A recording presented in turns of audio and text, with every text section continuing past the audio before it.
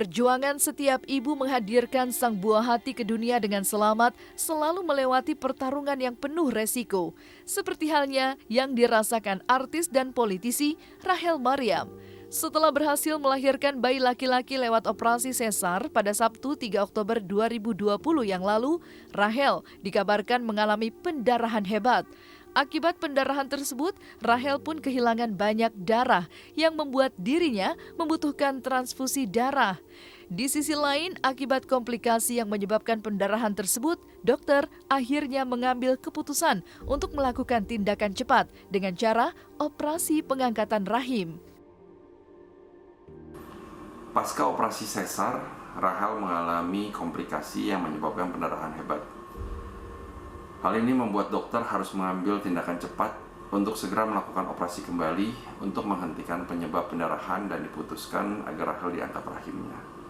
Pendarahan ini menyebabkan Rachel kehilangan banyak darah yang membuat HB darah Rachel jadi drop dan membutuhkan sangat banyak sekali transfusi darah. Untuk kenyamanan pasien, maka dokter memutuskan agar Rachel ditidurkan atau dibuat tidak sadar selama 2 hari dari total 4 hari Rachel dirawat di HCU.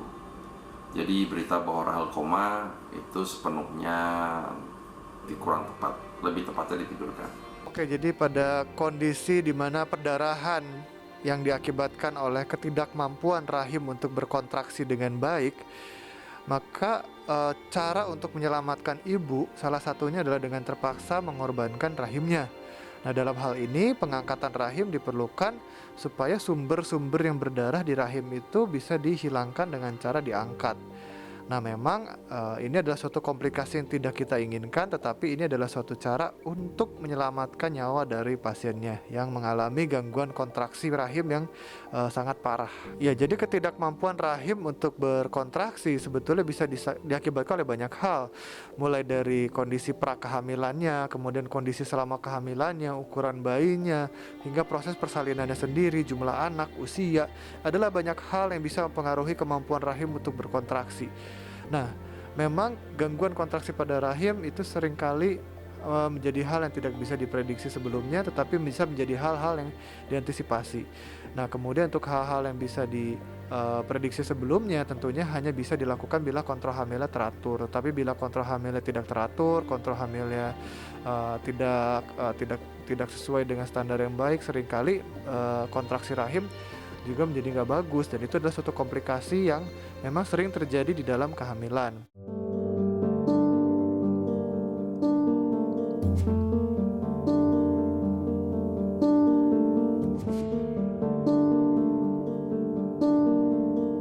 Meski sempat 2 hari tak sadarkan diri, bukan berarti Rachel berada dalam kondisi koma. Hal itu pun dibantah langsung oleh suami Rachel, Edwin Aprihandono. Kini pasca operasi pengangkatan rahim, kondisi Rachel pelan-pelan berangsur membaik. Bahkan, Rachel sudah dipersilahkan bertemu dengan bayinya. Alhamdulillah, hari ini Rachel sudah melewati masa kritis dan masuk pada masa pemulihan. Rachel sudah dirawat di kamar biasa dan tidak perlu dirawat di ICU lagi. Rachel juga sudah bertemu dengan bayinya dan sangat bahagia. Assalamualaikum warahmatullahi wabarakatuh. Menanggapi berita yang beredar mengenai kakak saya, Rachel Maryam, alhamdulillah kondisi teteh saat ini jauh lebih baik dan juga dalam tahap pemulihan. Insya Allah dalam waktu dekat, jika kondisi teteh kian membaik, akan ada kabar langsung dari teh Rachel dan juga suami. Mohon doa dari semuanya agar kondisi teteh semakin membaik, segera pulih, dan tentunya bisa segera ketemu sama babynya. Terima kasih semua atas doa dan supportnya buat teteh. Wassalamualaikum warahmatullahi wabarakatuh.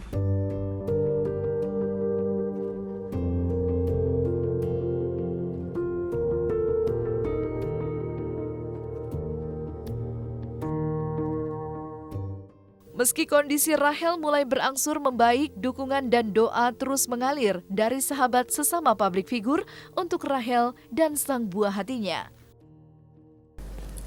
Kalau dengar mengenai kabar Teh Rachel kondisinya belum sadar dalam keadaan belum sadar pasca melahirkan itu dari tadi siang itu sebenarnya sudah ada di grup gitu, grup WhatsApp gitu ya.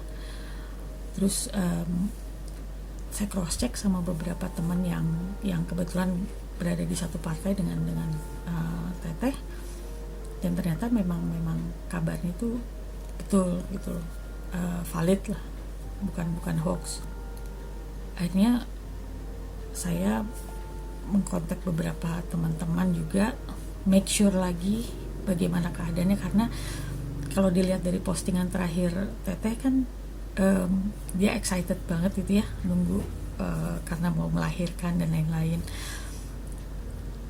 Jadi kalau melihat keadaannya sekarang dibandingkan dengan postingan terakhirnya di Instagram, dan kalau mengingat lagi bagaimana dia itu adalah sosok yang selalu ceria, dia adalah sosok yang she's a strong woman, dan dia juga orang yang betul-betul semuanya itu dijalani dengan happy gitu.